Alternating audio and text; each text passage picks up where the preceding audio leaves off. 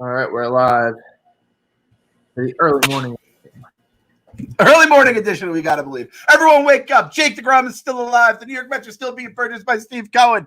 And Brody Van Wagenen is as good as a dead man. I'm going to wake everyone up because I already took a fucking 2-year-old to school. I showered. I got my coffee in me. I have a couple podcasts today. I have to pick up kids. I have to be the recess monitor. Let's fire it up. Good morning, Met Station. I needed that. Let's fucking go. Let's do it. Last night was an absolute catastrophe for the long term, but somehow a good win for the short term. And this is going to be when this season comes to an end. This is going to be one of the more satisfying. Like I need a fucking break. This was we said this last episode. I mean, the ups and downs. It's a short season, but not in terms of storylines and heartache and headache and all that shit. So here we are. Now, Jacob deGrom says he's fine and that he expects to make the next start. I say that's because he was not injured at all in the first place. I'm sticking to this. I maintain that they thought he really didn't have it last night, and if he gave up like 6 runs over 3 innings, that he was truly shot for Cy Young possibility. I mean, I can't believe anybody thinks he has a light hamstring problem. You guys are idiots. Oh, I'm an idiot. I'm going the complete opposite direction. I think he has something with his arm, and they're hiding it from us. So I'm going fucking straight up crazy Mets fan conspiracy theorist that Chicken Little and the sky is falling, and no one sees that everything, like the sky is on the ground around our feet, and the Mets are just telling us the sky, the reason it's not blue is because it's cloudy. No, it's because the sky is around our ankles. We don't know. So, and again, this is being released on podcast on Friday, and we could both sound like idiots by Friday, and they're just like, Jake's out for the season. You know, when he takes them out for his next start, he's totally fine. We can all just say, well, it was a light hamstring pull, and he's okay, and he's healed. But I know the truth. I just don't want to believe that because it's like the Jose Reyes title. That's what he did. Hit, and then they lift him from the game, and everyone's like, that's just shitty. You kind of ruined it. Yeah. Like, even if he wins it, it's like, well, I think that there was some like fugazi shit going there. And I think the real irony is that if Jake had just stayed in the game, I think I said this last night, he would have settled down and probably ended up giving up like 2 over 7, and it would have been okay. But I truly think they didn't want to risk that. Maybe there was a little something, but not in normal circumstances. Jake DeGrom does not come out of that game. Maybe, they said he was looking into the dugout. He said he grabbed it like once or twice, but the dude is a fucking soldier and a warrior and has never come out of a game before like that.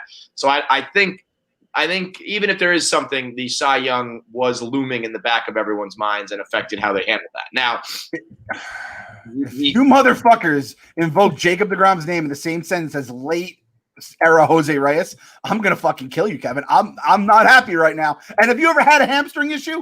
All right. I didn't get this person on the podcast this morning. I have hamstring issues occasionally when me and the wife are doing some stuff, some stuff in bed. I have hamstring issues. You do not want to test those hamstring issues because I've never had a hamstring rip from the bone, but just saying hamstring rip from the bone sends a shiver down my spine. Let sweet Jake rest those hammies. Those hammies are now Uncle Stevie's hammies. I want those hammies as good as possible for next year. Wait a minute. Maybe he like reached for his hammy and Steve Cohen was like, get him out of the fucking game right now. That's my Jake DeGrom now. I don't give a shit about this dumb fucking season. Put him in a bubble right now. That I can get down with. That's the true conspiracy. I'm okay with that. We already know that Brody was like texting our manager. I think Steve Cohen had a direct line. I bet you there's a bat phone that's like a bright red or orange phone that Cohen's like, and it rings differently. It's like, yeah, and you're like, oh shit, Cohen's calling. Do you think Uncle Stevie goes? Do you think Uncle Stevie goes, the season is fraudulent, I am coming anyway? Like he says I instead of Uncle Stevie. He just doesn't create himself. So funny. He's on the phone. Take him out of the game. This season is fraudulent. I'm on my way. Now, the other Steve Cohen conspiracy theory that we got floating around, who in their right mind would pay nearly $500,000 for a plastic crown that Biggie wore in his photo shoot with his famous King of New York painting? When we all found out that was plastic, we all like passed out. how could the Biggie crown, the King of New York crown, not even be real? It was just a flimsy little plastic prop, and it went for $500,000. And who's a new guy in town who's proclaiming, well, who we are proclaiming the King of New York, who has that kind of money to burn? I think that Steve Cohen purchased the plastic Biggie crown, and he's going to walk around his compound during Mets games wearing that with like a cape and a scepter. The greatest collector in New York that has a ton of money that literally just became the King of New York by buying the New York Mets and has a shirt in the Barstool Sports store, stored at barstoolsports.com. Putting him in that iconic picture. I know he's seen some of our blogs and videos and pictures and T-shirts, because like it's in the finance world. There's like, we go up the ladder. Like we know some fucking finance bro who's in a Patagonia vest, who knows his manager, who knows the boss, who's tight with this person, who's direct line to Cohen. I know that Cohen has seen Barstool. He's got like the portfolio guy that puts together like the full run of like, this is what the Mets landscape looks like. And it's like, and over here, Cuomo, and then it's like us with the Biggie crown. He's like, the fuck is this? like I'm convinced. We made a little wave in the market. We made waves with legalized gambling. He had to at least know what Penn and he knows all things finance. He's got to know the king of the stock market, Dave Portnoy. He knows what market. Talk to me, Steve. Come on down. We'll hang out. You can come over to Clem's house. We'll cook up some Feltman's hot dogs and we'll have a little barbecue. Give me a break. Buy the goddamn podcast, Steve. Buy it from Dave. He doesn't even know it exists. It's just free money in Dave's pocket. You could buy. I mean, let's be honest. We got to believe you could probably buy it for like $15,000. I mean, it's really not that expensive. So, we got a couple sponsors. We're keeping the lights on. We got our girl Fleischman is now getting down with the podcast. The flow today was out of control. I woke up this morning and it was like a fucking bird's nest. So I just pop a little hair cream in. I smooth it down a little bit. I pull it over to the side. And next thing you know, pow, we're good to go. It's the only thing that can tame the beast is the Fleischman Salon hair products. I use the shampoo and conditioner in the shower. Smells great. Your girl will love it. Your girl will actually probably start stealing your shampoo and conditioner because it has a better scent than her stupid like strawberry, lemon, eucalyptus, fucking grapefruit, Garnier fruit teas. Remember those commercials back in the day where the girls would have orgasms in the shower when they were washing their hair? They were just like, just shower. That's basically me with Fleischman right now. I'm rubbing it in there. It's like, what does Feidelberg say? It's like a fucking car wash for your head or something like that, a car wash for your scalp. So, I mean, it's an experience in there with the shampoo and conditioner. Then you get out of the shower, you do a little sea salt spray. It gives you a little grit. You know what I'm talking about, Clem? When you hit your hair with the sea salt spray and it gives it some texture. I go boom, and then wifey rubs it. We rub, and she's happy. Everyone's happy when we get the spray in the hair. And then you finish it off with either the hair paste or the hair cream, depending on what kind of texture your hair is.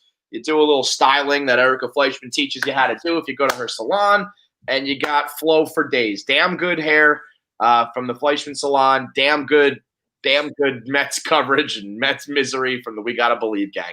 Right now, go to FleischmanSalon.com/shop. This time, use the promo code BELIEVE. Last week, I accidentally said KFC. Do me a favor and make sure you use the promo code BELIEVE so they can track the orders. I cannot recommend this enough. If you saw old pictures of me, Clem, do you remember when I first started Barstool New York and I had like a buzz cut and I was like pale and gross and didn't know how to style my hair and shit? I looked disgusting. And Erica Fleischman came into. Do you remember that? The entire the KFC, the old KFC pictures, I get taken aback. I go, oh my God, it's Joaquin Phoenix and Sons. I'm like, oh, and then the glow up. It's you, it's the Rocket, it's Feidelberg, it's Robbie fucking Fox. Everyone is glowing up at Barstool, and other than you, nobody's making any money from all this shit down the road. So no one's glowing up because of money. So everyone's glowing up because of Fleischman. It's not anything to do with anything else. We're all poor except for fucking rich boy Kevin down the road. I know. Down the line, one day, not now, not. I'm not rich. Yeah. I need to sell this podcast, goddammit. I needed to sell. I'm rich in hair. I'm rich in hair because of Erica. She called me up in 2013 when I got engaged, and she was basically like, "You have terrible hair. You're gonna look ugly for your wedding. Let me fix this." And I said, "Erica, take the wheel." And she started cutting my hair and grooming my hair and growing my hair, and now she's giving you the products. It used to be people were like, "Yo, I don't live in New York. I can't go to her salon, but I would love to fix my hair. Now you can do it. Now that you can buy these products all over the country, and you can get a little bit of the Fleischmann magic yourself. So do yourself a favor. You need shampoo and conditioner anyway. You need hair products anyway. Do me a favor, try out the Fleischmann Salon products because it fucking worked for me and Fights and all the guys here. It can work for you too. Big time glow up thanks to Erica and her husband Lee. So go to FleischmannSalon.com/shop, or you can just click shop at the top. Use the promo code BELIEVE for 20% off. And if you subscribe and get everything delivered regularly, you get an additional percentage discount. So almost like 30% off when you do everything together. It's FleischmannSalon.com, promo code BELIEVE.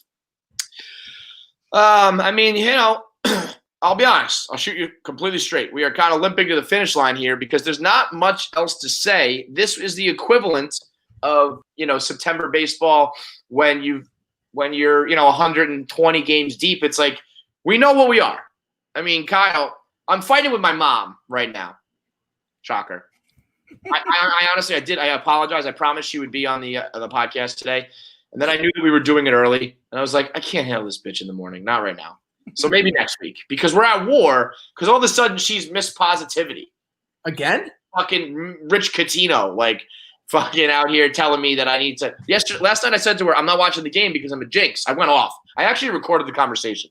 We might have to chop it up and put it out there. There were some things that we talked about that are not allowed, but some things it was pretty funny. And she's like, "Put on the game right now." And I was like, "No, it's working." I stopped watching last night. I put on the Challenger fucking documentary, and they came back.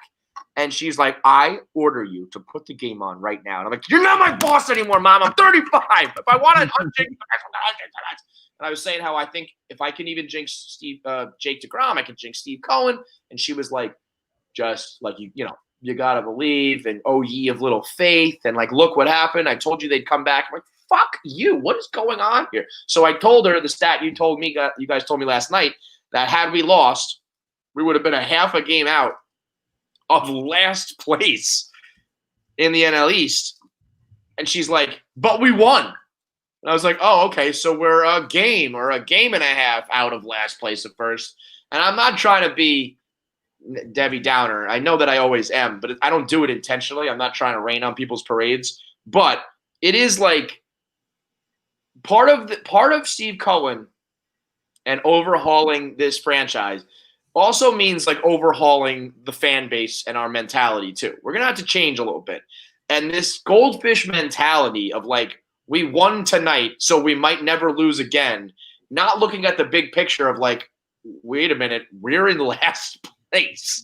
And we don't need to, you know, belabor the point. And I'm not trying to celebrate that we're in last. I'm just saying, you know, when we make moves at the deadline like last year, thinking that we're contenders, no, we're not. When we trade the kid who won pitcher of the year this season for Miguel Castro is even like, I mean, what the fuck was that for? I mean, these are moves that we're making because we have this mentality of like, anything can happen. And it's like, no, it fucking can't. Let's be realistic. Let's look at the big picture, look at the standings, look at the makeup of the team. I guess it's a little bit frustrating because we keep saying, you know, we have this unbelievable core of offense. We have a Cy Young winner. Maybe we are just a couple pieces away, but it's not Miguel. Wasn't even Castro. I mean, it's not these guys. And so I'm just trying to – I don't want people to get their hopes up. I mean, I can't believe there's even anybody still getting their hopes up for this season. We have, 11 games to go, and we're like 6 games under. So, like, you know, you have to win like every single game from here on out. I just want us, if we're going to be if we're going to be varsity now with Steve Cohen, I think we got to start acting like that as a fan base a little bit too. Now, I don't want to be like fucking Yankee fans, but, you know, let's have a little bit of perspective.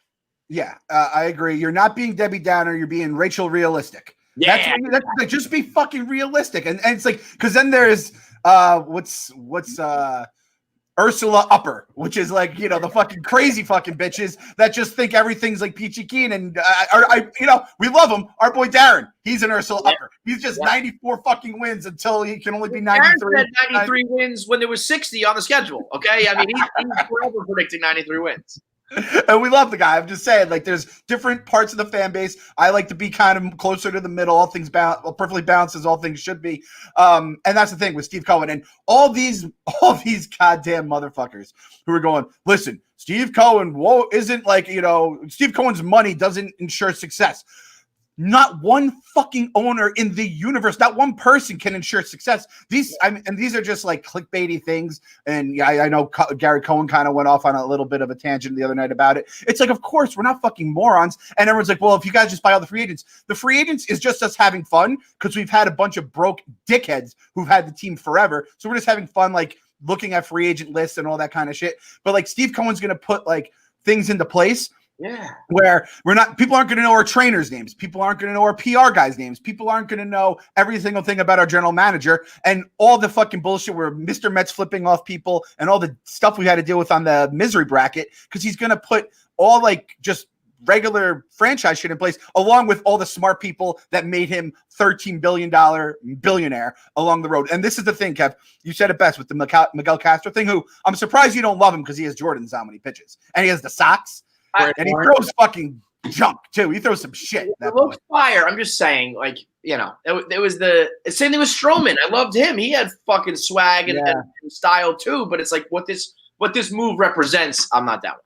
And that takes me to my next point here. The Mets under the Wilpons, you know what we we've had great players. We have the fucking best pitcher in baseball. We had Alonso. We had David Wright. What they do is, you know, we during the summer, we did a lot of like roasted marshmallows here. We did s'mores and stuff just to get the kids the fuck out of the house and whatever. And I don't know how to build a fire because I'm a fucking moron, right? And I do is let me just stand up for you. You don't know how to build a fire because you live in the modern fucking world where you don't need to know how to build a fire. Thank you. And you know what I do? Like people could be like, "Oh, you're supposed to put the tinder and then the kindling and then the logs." No, what I do is Tinder ain't nothing but a way to get laid. Fuck off. Yeah, and the thing is, I'm so thick headed. I just don't throw a Duraflame, which is the way to go about it, right? So what I do is I fucking put everything in so it looks nice, and then I just keep throwing newspaper on the fire. The newspaper gets really bright, it burns, and then it disappears. And you throw more newspaper on, and that's not the right way to build a fire. It just makes it look nice, and you see the thing. And that's what the Wilpons do with all their acquisitions. Stroman, newspaper. Miguel Castro, newspaper. Todd Frazier, 10 times, newspaper. It's those big things. It gets us going. We dream of World Series, and then it just fizzles out, and there's no fire. And then people like the Dodgers are building fucking bonfires. Red Sox, bonfires as they go down on their duck boats. We are going to have bonfires now. Uncle Stevie's going to have a whole thing of Duraflames. He's getting a truckload upon truckload, and that's what it's going to be. It's not just free agents. It's people in the front office. It's infrastructure. I'm using the word infrastructure when talking about baseball. It's scouting. It's international shit. It's all the things that the A's and the Rays have been doing on the low. All those smart teams, we're going to be doing it, except with bigger wallets because we have someone who's smart, has money, and is a fucking calculated, ruthless motherfucker that loves the Mets as much as me, you, Kyle, and everyone listening does. We're going to the World Series. Clem. Right now, you know what I'm doing in my mind right now? I'm the meme. I'm hitting the nut button right now. That is me. I've got load size cranked up to extra large. That was one of, and we've been doing this game a long time, making all sorts of analogies and comparisons and metaphors and similes to what the Mets are. An abusive relationship, and they're this player, they're this song, all these things. That was the best analogy I've ever heard. Wilpons are trying to build a fire and don't know how to do it, so they can fake it till you make it with these short bursts, but it's never prolonged, burning, white hot. I mean, that's what we are. We're a little bullshit fire, and then we win like 10 in a row, and the newspaper's on, and then it's back down. And we never. The problem is it's never burning hot like at the game 162. It's always a timing issue on top of it all. Brilliant, Clem, fucking brilliant. And everything you're talking about, by the way, is Yankee fans. They are just insecure Yankee fans. Every single time I get a tweet that's like, money doesn't buy championships. You click on it, Yankee avatar, Yankee Twitter bio. It's always insecure Yankee fans who don't want to give up the throne of like the only team in town. And they all say this. They all go, like, Cohen, like, when he becomes another Steinbrenner, that doesn't mean it's going to work. Steinbrenner, it didn't work for the Yankees. You think we're emulating the Yankees? They've won 1 in 20 years. Yeah, we know your way doesn't work. We know just trying to buy championships doesn't work. We're not going to do it.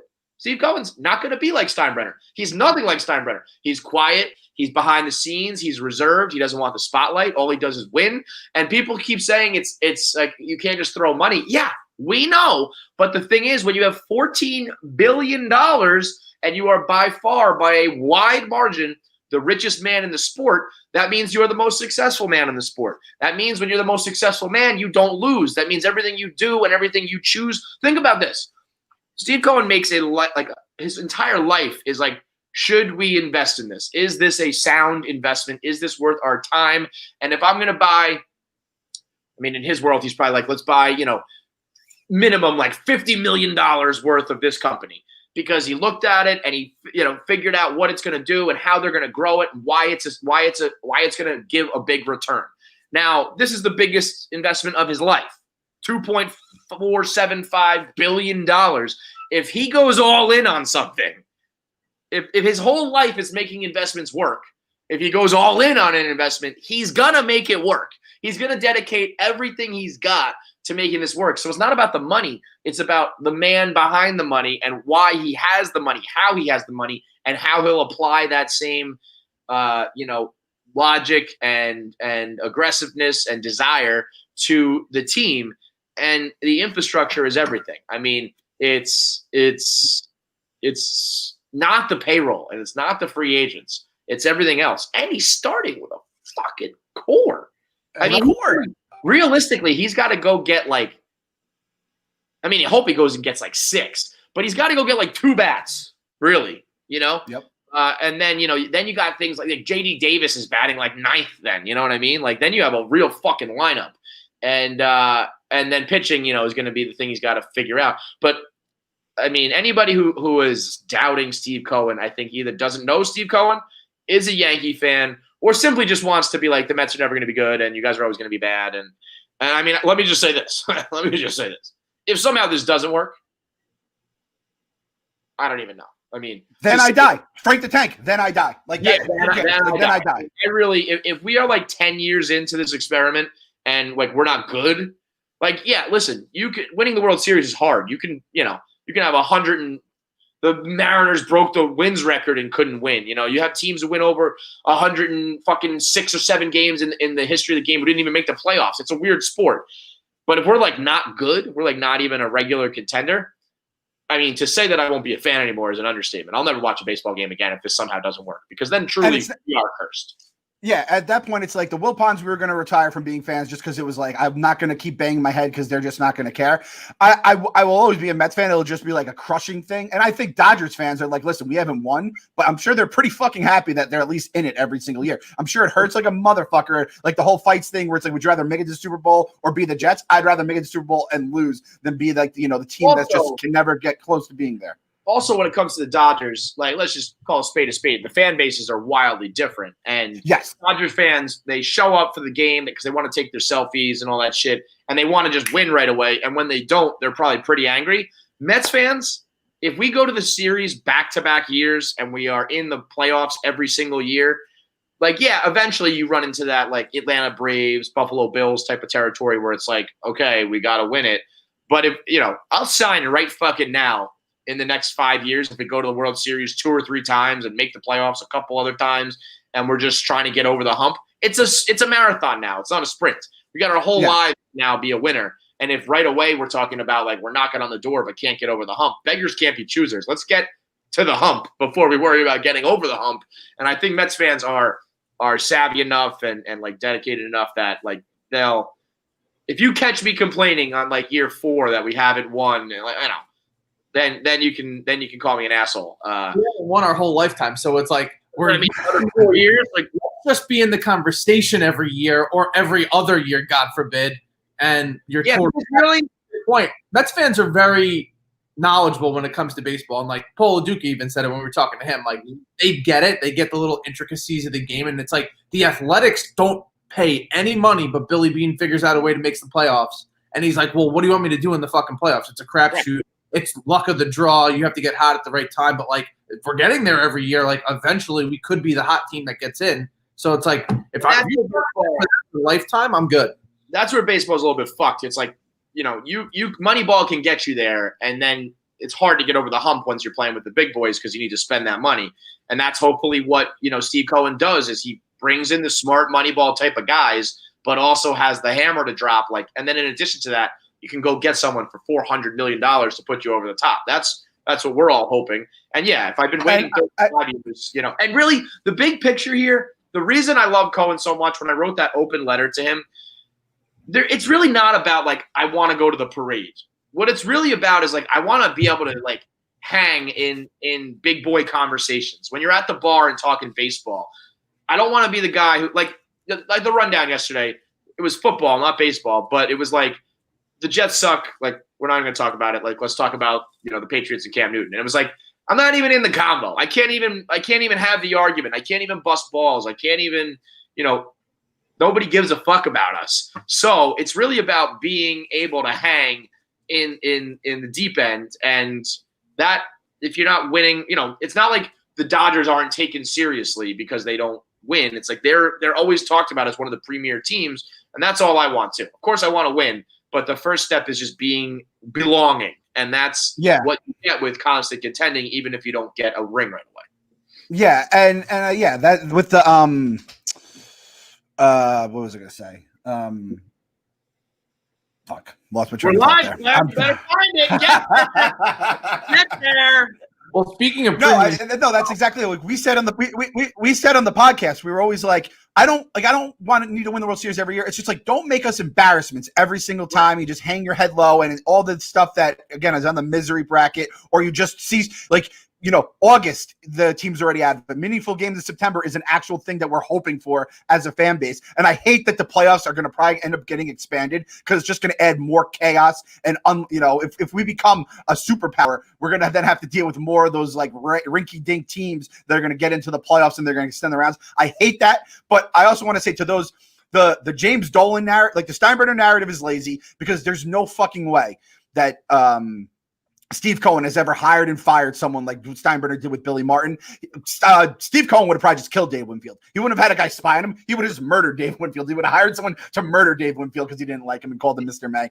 And the James Dolan narrative, it's like Steve Cohen built himself into a billionaire. James Dolan is the son of a billionaire. It's fucking Jeff Wilpon all over again. Like that is like, if you're going to make lazy comparisons, like just keep them to yourself. Don't fucking put them on paper. Don't put them on Twitter. Don't put them on the TV. And you're talking about Yankee fans. Andy Martino, his run here is over. Good night. SNY sucking on the Wilpon teat way too long. He's a Yankee fan, right? So fuck him. And he honestly, at this point, all he is to me, he is a homeless, junkie, crack addict, rickety cricket version of Skip Bayless for the local regional teams because he's just giving hot takes that can get everyone to quote retweet him and amplify him, and it's just a bunch of bullshit. We blocked him, we muted him. Like, get him out of your lives, guys. Unfollow him. It's over, Andy. It's over. We don't give a fuck about you. You fueled the old Mets fans. You lose, it's over. Vince Carter gif. Oh, another thing I had to tell you guys. So we're talking. Wait a minute. Maybe Clem bought the Biggie crown. Jesus Christ, James. I joined the good boys in Chicago on Redline Radio yesterday. Talked Giants, Bears, and we talked obviously some baseball stuff. And I talked to Carl because obviously he kind of went through this with the Cubs back in the day, right? And he said, he's like, listen, just like don't get your hopes up like it's going to like turn around overnight, which I think we've kind of talked about. It's not going to, we're not going to go from can't make the playoffs. Didn't it turn around overnight for both the Cubs and the Red Sox? It was a couple years though. It was like they had to get all the junk out. And the thing is, they didn't have the core we had. Fucking quick, guys. Yeah. Again, we're talking big picture here, but okay, I get the point. Continue. And then the other thing I said, well, Carl, while I'm here, I was like, because he's like, oh, who are you guys looking at GM? I was like, well, how's your GM doing there? And he goes, Clem, I don't want to talk about it, Clem. He goes, Theo and ownership aren't getting along. And I go, oh, Carl, don't you? Holy Can you imagine? And listen, I know that Theo Epstein, I know like everything ends poorly with him. He ends the curse of the Bambino. But that's all I can. I just need one. Steve Cohen will just pay him a $10 million, get the fuck out of my face fee after they win the World Series. I don't care. And Theo Epstein, I mean, he was a legend. He was like maybe the biggest, like what he did with the Red Sox already put him on a pedestal. I don't know if anyone is on. Then doing with the Cubs too. I mean, it's like immortal is not even the word for it. And then if he comes and then hits the trifecta with the Mets, it's like Babe Ruth, Theo Epstein. That's how the fucking legendary names are. No, fuck it. Theo Epstein, Babe Ruth, that or because he killed the curse of Bambino. Yeah, kind of though. Kind of. I mean, curse of the GOAT. He does it again. You could make the argument he's the most important person in baseball history. That, we don't have like a curse per se, the way those two teams did. That's more because I just don't think we're popular enough that like the world pays attention. But make no mistake, we're fucking cursed. We are absolutely cursed. We just don't have the Bambino or the fucking GOAT, to stick it to. We just have, little brother to the max. I'm torn though that the 35-year-old baseball fan in me who watched Theo do it a couple times has me thinking like, oh mama, how old? He's not that old, right? He's pretty old. Yeah, because he started when he was like 25 or 26. I agree. He's the reason that all the Ivy League guys are in every front office. Well, but that's my point. Do you want Theo, or like some level of Theo is like, I'm playing with house money here. Not to say that he would mail it in, but just human nature. There has to be like all right, I'm gonna go try to do it again. And at the first sign of trouble, you can be like, well, I don't know. I mean, I did it with the other two teams. Whereas, wouldn't you rather find the next Theo? Like it's tempting to just go with the big free agent. Let's just go sign him in his prime. But what if, Steve Cohen is like that dude who probably has the scouting department, who has the farm system, and like you have the new homegrown version of that, might be even better.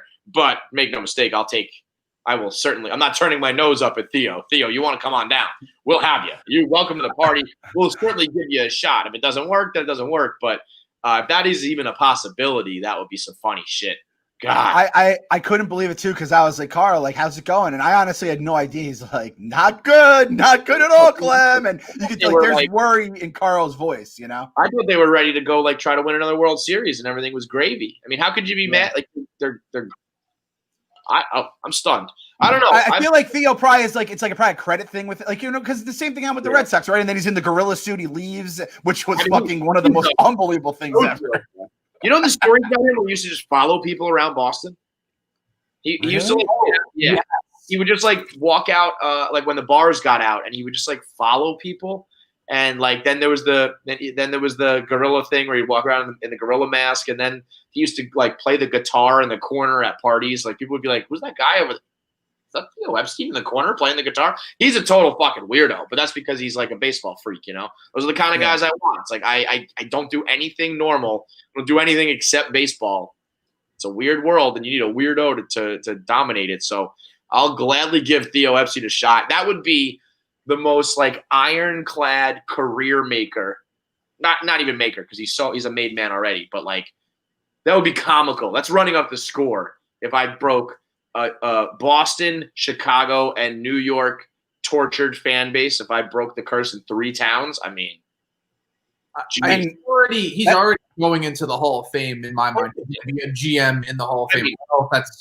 I don't even know if that's ever happened. First ballot, right? It has to be like first ballot if there is a ballot. Boston career alone probably would give him that status, let alone Chicago. And then now I will be honest, if you want to be a nitpicking, like harsh critic here, the Cubs probably should have at least been back to the World Series maybe a few times, given some of the rotation and the core they had. But again, that's where baseball is stupid. So you can't be that greedy. But I'm looking forward more to like, an entire team of analysts and traders who are now just focused on baseball, and it can't come soon enough. So, I mean, this season, how many people out there you think are still like hopeful for this season? Think that's still a thing? Anybody in the chat? Anybody in the chat, like, comment if you're like, no, I think we're still going to make it here, because I am envious of your outlook on life if that's the case. I got a tweet from someone yesterday, and they're like, feels like a console tonight. And I was like, oh, you sick son of a bitch. You're still alive? He was like, no, he's like, I'm a Phillies fan. I want your console. Oh. I'm like, oh, brother, that thing came months ago or weeks ago. I don't even know what the fuck. This, by the way, you said this season, how like it has just been like a fucking roller coaster. It's and just condensed. These are like, when you go on like a bender for a month and you just feel like shit. This is just like the one night bender that it takes you like a week to recover from. Like we went way too hard this season. This Corona season was not good for us. This was when you're 35 and you try to party like you used to, and it's like, oh my God, I'm going to be hungover for days, and all I did was go out like one night. This 60-game season is one night where all of a sudden you hear like the sky starts to turn blue and the birds are chirping, and you're like, oh, yes. wow, right. That was this season, man. It was not a long bender. It was a short. It was quantity, not quality. And I can't wait for the hangover to be over, man. I mean, this was a tough one. And I'm looking at the chat here. It sounds like we even lost one here. It says I'm an optimistic Mets fan, and I canceled a few days ago. Matt Appleman. It's not even a console. At this point. If you didn't console, a console is when you like kind of call it, like you predict. Like, yeah, there's still some hope if it goes this direction, but I think it's going to go this direction. We're well down the path. We're just a losing team this year. It's not. We don't even get Jake Cy Young anymore. Like, that's probably done. Like, that was the one thing we were looking forward to. Our Coors Light pregame was all about Jake, and then he, gave up 3 runs or whatever. Again, you said it last night perfectly, Kev. Like, last night, it was the core that kind of got us to win the game. You just want to see the young guys, the core guys, the guys who are hopefully going to be here throughout Steve's tenure, come through in big situations, stay healthy. Edwin Diaz fucking comes in. We're doing some blaster jacks, trumpets, shut down the side, strike out the entire side except for a little hit. Who gives a fuck? And then like Edwin Diaz and the rest of the fucking hitters, everyone moves on to the next season better than they were. Pete learns like a little humility maybe through a 222 season and whatever. And then we get Real Muto. Hopefully we sign Conforto long term. Our girl Jocelyn Torres, she asked a question earlier, and this is actually, I kind of want to know what you guys think. What do you think our expectations should be next year? Division title, World Series, playoffs. I think it'll depend on what moves are made. If they don't go get like another, well, I guess they'll get Syndergaard back.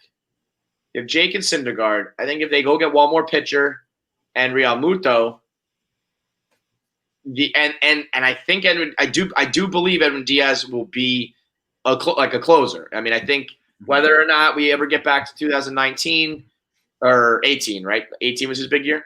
Yeah. 18. Whether or not you ever get back to 18, who knows? But if you have a closer, a Cy Young contender, a number 2, and then like hopefully if they go get a third, and then you have that lineup, I mean, our expectations should be pretty high.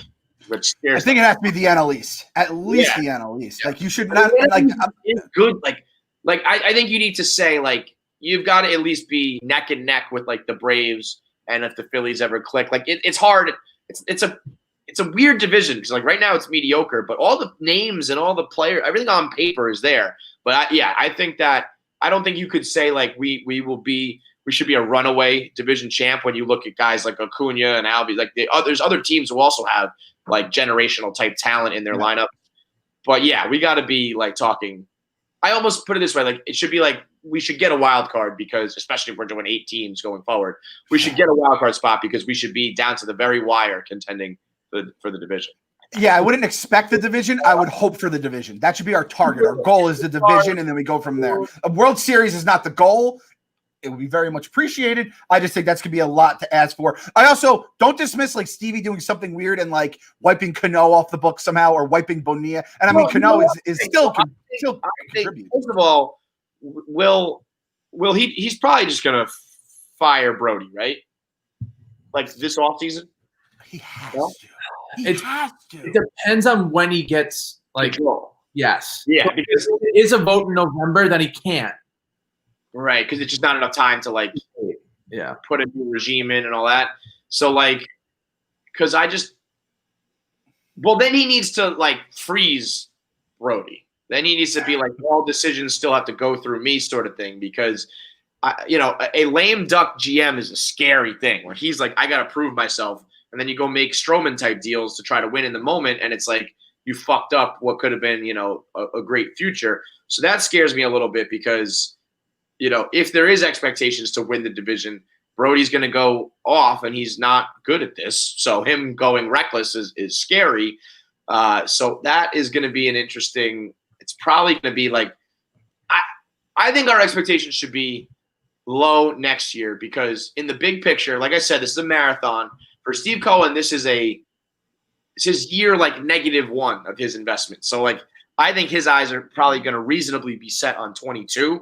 So he's not going to really fuck around with 21 yet and go be like, go get Real Muto, go get, maybe they do it, but I don't think it's going to be a Cohen ran free agency extravaganza type thing. So I'm going to keep my expectations low, but it's all how like next year I feel like will be house money if anything goes well. All this is, I mean, God, he's starting with a good team to have like a new regime in his. The NL this year makes no sense though because you had the Nationals who won last year. They have Soto, Scherzer, Strasburg. Like they have a Turner, ton of injuries. So like the Nationals, the Braves, and the Phillies are all like actual contenders. Where even if we're a team that's completely stacked across the board, it's still baseball. Like you still run into right. So for next year, yeah, the division's possible. The wild card, you would hope, but like to your point about the playoffs. If they do expand the playoffs the way they're talking about, first of all, I don't think the union will approve it, but like that ruins the game. It's not. This isn't basketball where like the best team like always comes out. I mean, think about it. Yo, if we stuck in the playoffs this year in a 3-game set, and right? Jacob deGrom game 1 and Lugo, you could easily win too. Right. I mean, but forget about Lugo. But just like if it lined up so that Jake could pitch game 1 of that series. You are a 1 seed facing an 8 seed. You are like far and away the superior team with the superior season. And most probably your back is against the wall immediately because you ran into Jake and like you burnt your number 1 against our number 1 and like you're fucked. By the way, the bubble schedule that they proposed is bananas. The one that Hub showed me with no days off, period. Mm-hmm. And 4 games. The schedule he showed me was 4 games. I think it was 8 games per day for like 2 straight days to kick things off. And like the the championship series, both would not have any days off. To me, that's where I really think you got to start throwing like asterisk around. It's like we in the postseason we got like no off days, travel days, no nothing. That's I mean with bullpens and like managing usage and stuff, that is a big difference in how the previous postseasons have always gone, where it's like, you know, can we even really compare? So that's going to be, and in the bubble, like a bubble of sorts is kind of crazy. But the reason I brought it up was that in this proposed bubble, the 1 seed would just get all 3 home games as like their advantage. That's not enough of an advantage. You could run into an ace or whatever in a game where it just kind of the ball bounces the way it bounces. Home field advantage is not like okay. Well, it's what would be enough of an advantage for you? Like I think you would need to play with like a man down. Like you only get 8. I like that. You know, like you only get you don't have a center fielder or some shit like that. Where I mean, one team has to fly in that day and head straight to the ballpark for the game. Shit like that. Right. Or country. I think like everybody has to bat left, you know, their opposite hands or something like that because to have to face a team.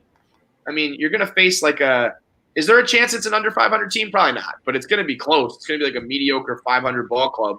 And you're like 25 games over. Pitcher has to bat no DH. It's not bad. I mean, it's kind of, it's not, God, I hate the DH, man. It ruined my life. You guys know that, right? The DH ruined my life. I thought about it this morning and I was like, you know, it hasn't been like, because it's been such a crazy year and season, it hasn't like really stuck on me. But then I just thought about it. I was like, I really do just enjoy no DH. I enjoy the pitch. I do not enjoy watching pitchers ground out meekly. I just miss the strategy. And like, I say that as a Mets fan whose manager always fucked up the strategy. And despite that, I still fucking miss it. So they've ruined that. And this playoff thing, it's a 162 game season. If you're gonna like make the whole playoffs like the NBA, then go to 82 fucking games. Right. It'll help my soul a lot, but you can't go 162 games. It was crazy enough how like your entire season could come down to like 1 game. But it's like, all right, that's the wild card, and you know, teams are expanding, it's money, blah, blah, blah. But to then do all that, it's still a 162 game season. It really does like kill the whole thing about baseball. But you know, I'm sure all the DH fans fucking love it because they're just a bunch of knuckleheads who just want more of like the like basic. It's fucking Tinder to a fire, man. You're just trying to get it big, but it's not catching. It's not catching fire, even though it makes no sense. That's what I always say. Oh, it's catching now. Don't worry, honey. It's going to catch. It's not catching. For any team, it worked out best for us. Like, if any team was equipped for the DH, we just had celebrating it. And even I was like, I hate this. I mean, have I told it? I told it on KFC Radio. I told the story here of like how the DH literally ruined my life, right? Like the reason I'm a Mets fan. My grandfather was a Yankees fan. He was born in the Bronx, a New York guy, and he was such a baseball purist. He hated the DH, and he swore off the American League and switched to the Mets and ruined my life.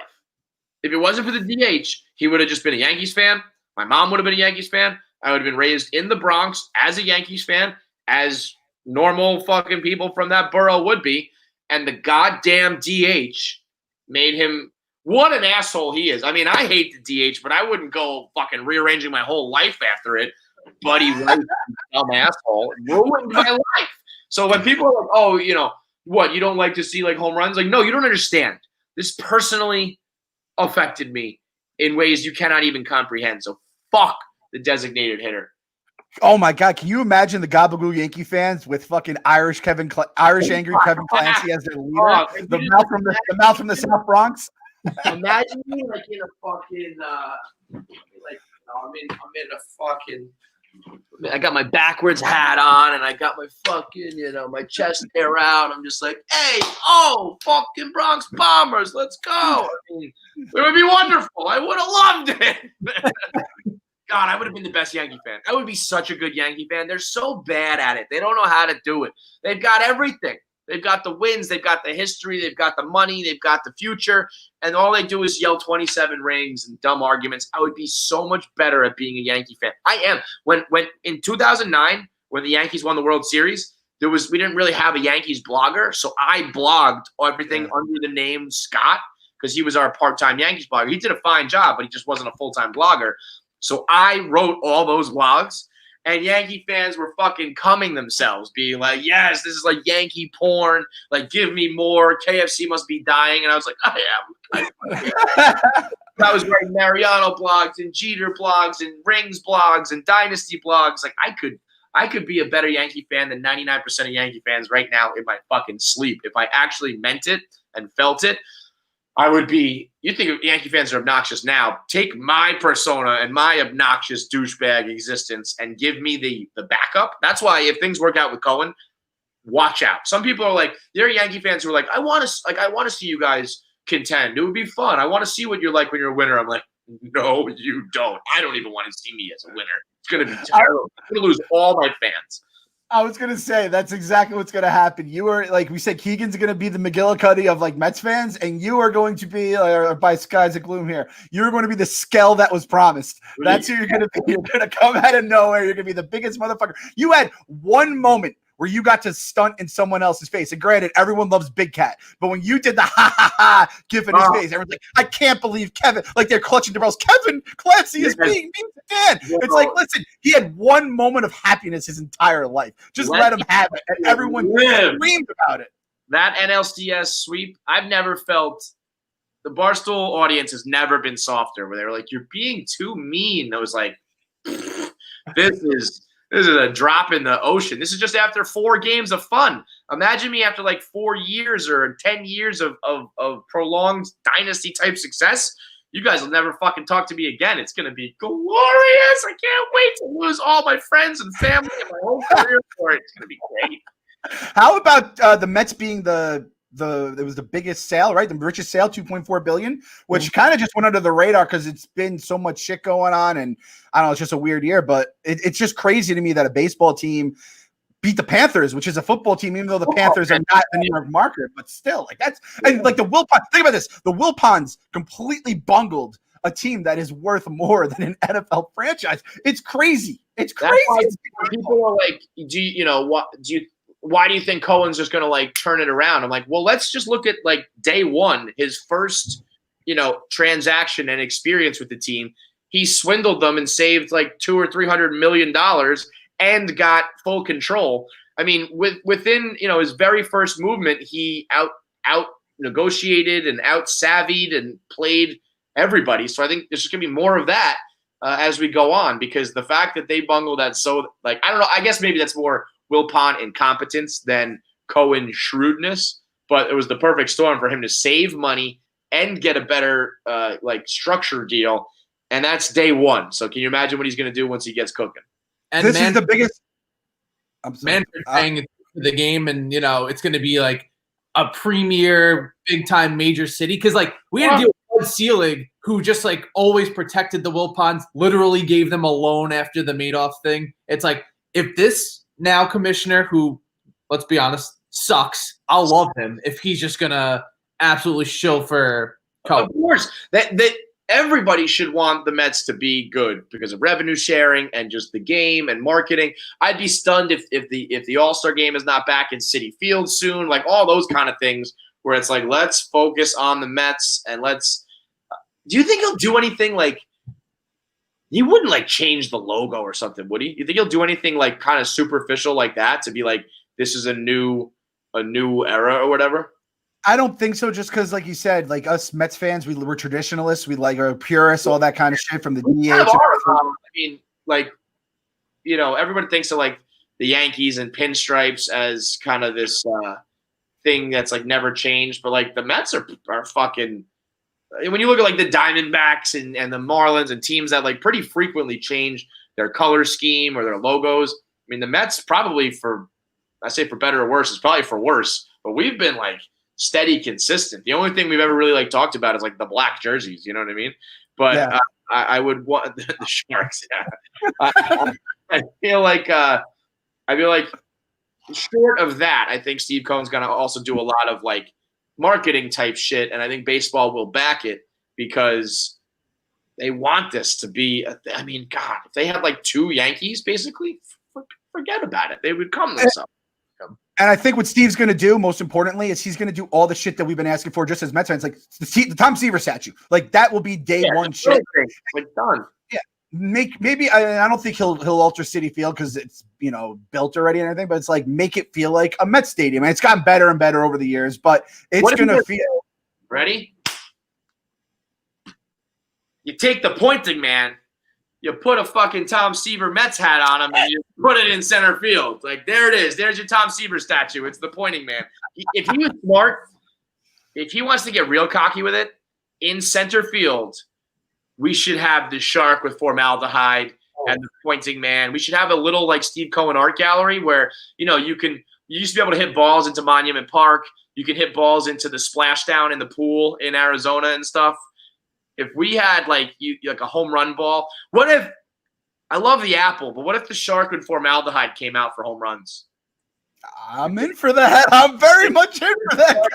Like a Jaws shark, like his mouth is open and it just pops up like this.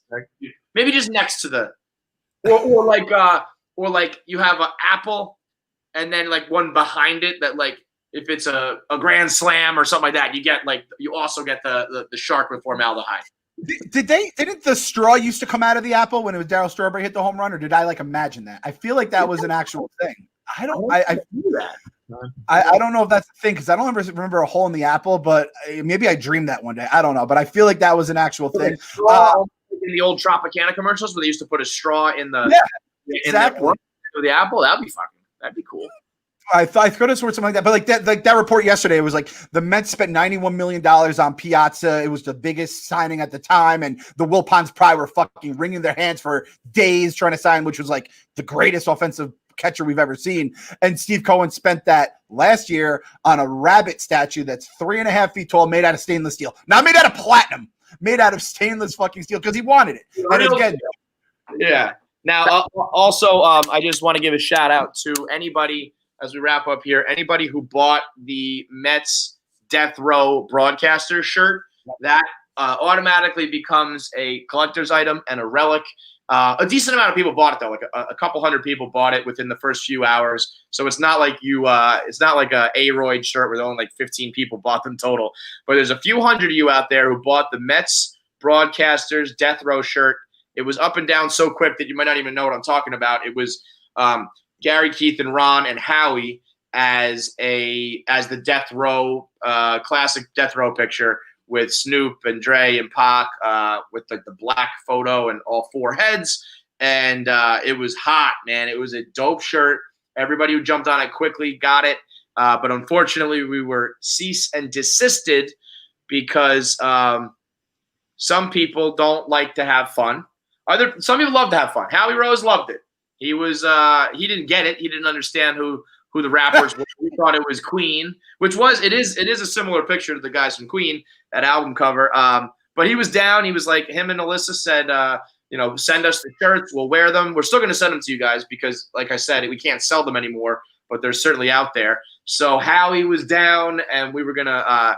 That was gonna be a classic shirt for us. But other people don't don't get down with that. They didn't like their image being used, and so that shirt, it's out of here. It's gone. No longer to be purchased. So I hope we don't get ignored on the broadcast. I hope certain people don't ignore Barstool when we're the Cohen's Corner, like absolute savages with a whole. Oh, who are those guys in left field who brought trumpets to the game and are playing Edwin Diaz in? I don't know. Just a couple of random fans there. So we'll just say that we're not going to hold any. Not going to hold any grudges. Not going to hold any grudges. No grudges here. Love everybody. We're happy. Cohen's here. By the way, we should legitimately learn how to play the trumpets. Just that one song. We got to learn. So thank you to everybody who likes to have fun. We could have had a really good time with some of those shirts. And I swear to God, we can't get you. I've had people who are like, Clem, do whatever. Like, I cannot get you those shirts. If I could, I would. I swear to God, I'd sell them on the black market. I don't know. I don't know what the dark internet is or the black internet. I'm scared of it. If I could do it there, I would. I don't know how to do it, though. Yeah. Maybe one day we'll maybe it can be a giveaway at a Cohen's Corner, Marshall the Ballpark or something, but it's just legally not allowed because some people don't like to have fun. So it is what it is. We'll be back tomorrow or tonight for more quick. If you like today's episode of We Gotta Believe, there's going to be 3 total. So go ahead and watch tonight. 2 quickies, pre and post game. Same thing tomorrow and the day after that. And the day after that, until this bender is over and we get to go right back to Consolina where we belong. So have a good day. And, for the future, for the big picture, you got to believe. Gotta believe.